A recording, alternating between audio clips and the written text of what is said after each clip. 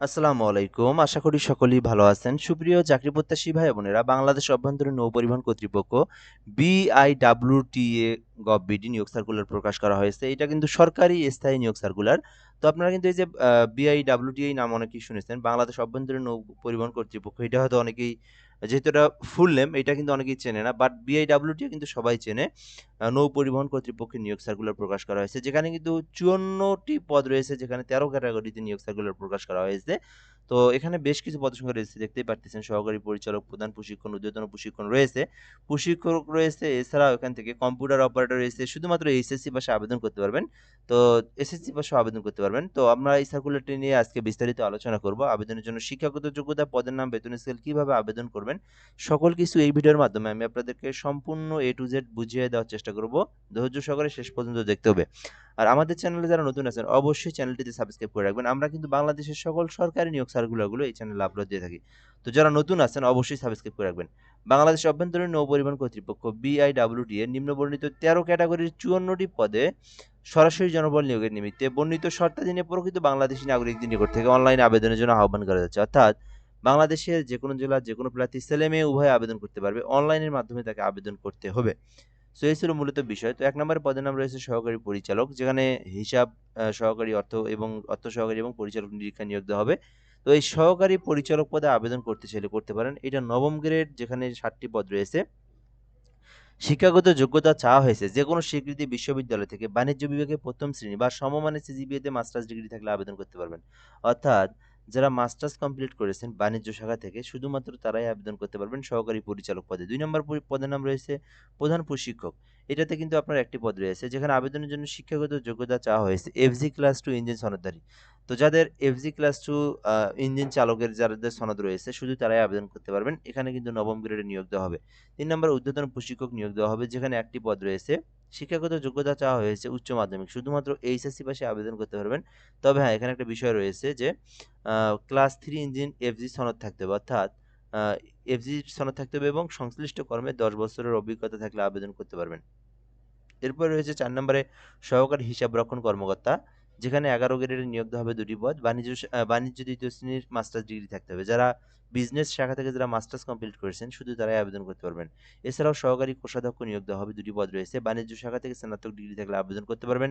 প্রশিক্ষক ড্রেজার নিয়োগ দেওয়া হবে, যেখানে একটি পদ রয়েছে, যেখানে উচ্চ মাধ্যমিক অর্থাৎ শুধুমাত্র এইচএসসি পাস করা থাকলে আবেদন করতে পারবেন। এছাড়াও প্রশিক্ষক ডেক নিয়োগ দেওয়া হবে, যেখানে শিক্ষাগত যোগ্যতা চাওয়া হয়েছে যেকোনো স্বীকৃতি বোর্ড হইতে মাধ্যমিক স্কুল সার্টিফিকেট। অর্থাৎ শুধুমাত্র এসএসসি পাস থাকলে কিন্তু আপনারা এটাতে আবেদন করতে পারবেন। হ্যাঁ, তবে এখানে ৩৫ বছর পর্যন্ত সময় রয়েছে, যার কারণে ১০ বছরের চাকরির অভিজ্ঞতা লাগবে।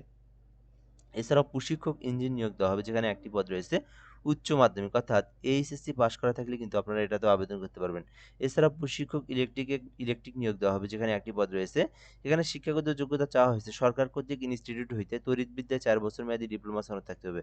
যারা ইলেকট্রিক্যাল বিষয়ের উপর ৪ বছর মেয়াদী যারা কোর্স কমপ্লিট করছেন, অনার্স কমপ্লিট করছেন অথবা ডিপ্লোমা কমপ্লিট করেছেন, প্রশিক্ষক ইলেকট্রিকে আবেদন করতে পারবেন।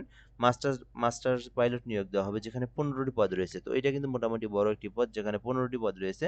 এখানে চাওয়া হয়েছে কর্ণফুলী এন্ডোর্সমেন্ট সহ ২য় শ্রেণীর ইংল্যান্ড মাস্টার্স সনদ যাদের রয়েছে। অর্থাৎ যারা জাহাজের ইনল্যান্ড মাস্টার জাহাজ যারা চালানোর যোগ্যতা রয়েছে এবং অভিজ্ঞতার সনদ রয়েছে, শুধু তারা এই যে মাস্টার্স পাইলটে আবেদন করতে পারবেন। এছাড়া অফিস সহকারী কাম কম্পিউটার মুদ্রাক্ষরিক নিয়োগ দেওয়া হবে, যেখানে শুধুমাত্র এইচএসসি পাশে আবেদন করতে পারবেন।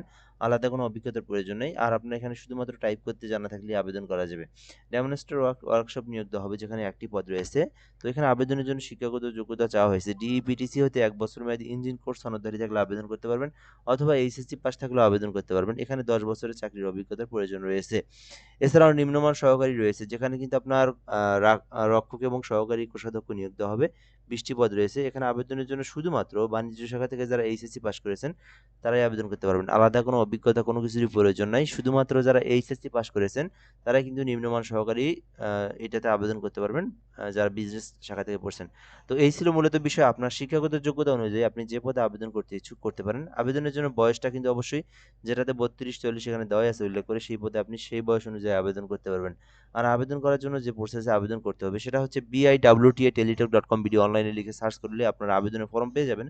ওখানে আপনি আপনার সকল পার্সোনাল এডুকেশনাল ছবি, স্বাক্ষর, একটা ছবি লাগবে এই যে ৩০০ বাই ৩০০ পিক্সেলের, স্বাক্ষর দিয়ে আপনার আবেদনটা সম্পূর্ণ করতে হবে। এই আবেদনটা কিন্তু ২৩শে এপ্রিল পর্যন্ত চলমান থাকবে। অর্থাৎ এই মাসের ২৩ তারিখ পর্যন্ত আপনারা আবেদন করতে পারবেন। biwta@teletalk.com অনলাইনের মাধ্যমে আবেদন করতে পারবেন।